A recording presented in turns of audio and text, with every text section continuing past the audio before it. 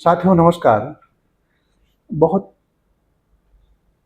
तरीके से बहुत किस्म के आंदोलन हुए हैं और जब ऐतिहासिक काल पर नज़र डालते हैं तो पहले लोग आपस में लड़ते थे।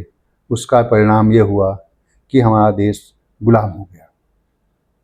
एक भक्ति काल था जिसके मुख्य आंदोलनकारी हमारे कबीर साहब हुए हैं, जो सन 1398 में पैदा हुए थे और इसके बाद उन्होंने भक्ति आंदोलन चलाया।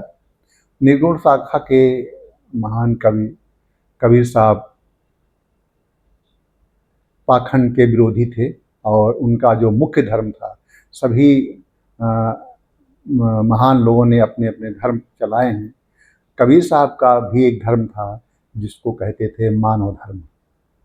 मानव धर्म में कोई जाति और धर्म नहीं होता है, सिर्फ मानव शब्द होता है। परंतु कुछ लोग कबीर आज वर्तमान समय में अपने राजनीतिक स्वार्थ सिद्ध करने के लिए कुछ लोग कबीर साहब को जातीयता में बांध देते हैं। वास्तव में कबीर साहब को जातीयता में बांधना उनकी ऊंचाई को कम करना है।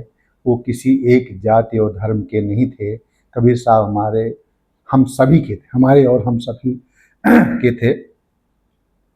और इस संदर्भ में कहा गया है कि का केवल एक नाम है बासे वर्ण शरीर, रा से रम रहा संसार, ताको नाम कबीर। पानी से पैदा नहीं, श्वासा नहीं शरीर, अन्नहार करता नहीं, ताको नाम कबीर।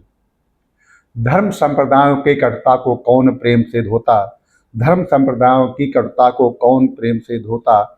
युग सृष्टा कवि दूत क्रांत का अगर कबीर न होता। तो अनगढ़ खड़ी अटपटी भाषा, भावों भरा अबोला, साखी सबद रमेनी देकर जिसने बीजा खोला। पाखंड के खिलाफ इनका आंदोलन कबीर साहब का बहुत दिन तक चलता रहा और इसका परिणाम ये हुआ कि पाखंड काफ़ी स्तर तक कम हुआ है।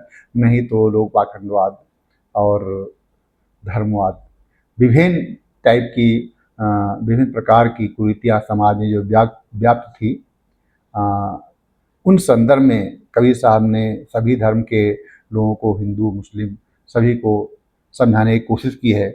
और वास्तव में उन्होंने बताया कि जो इबादत करते हैं तो इबादत तो करते हैं लेकिन वो डरते नहीं।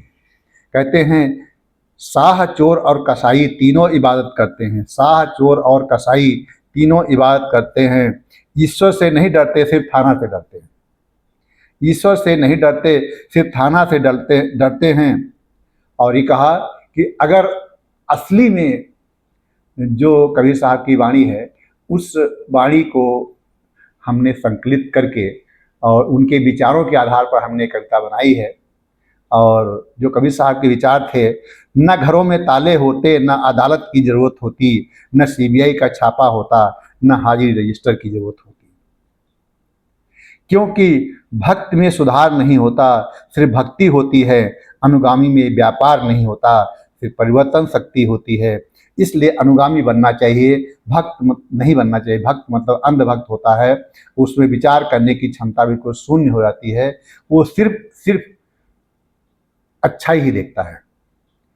बुरे शब्द हैं वो भी अच्छे लगते हैं, अच्छे शब्द हैं वो भी अच्छे लगते हैं।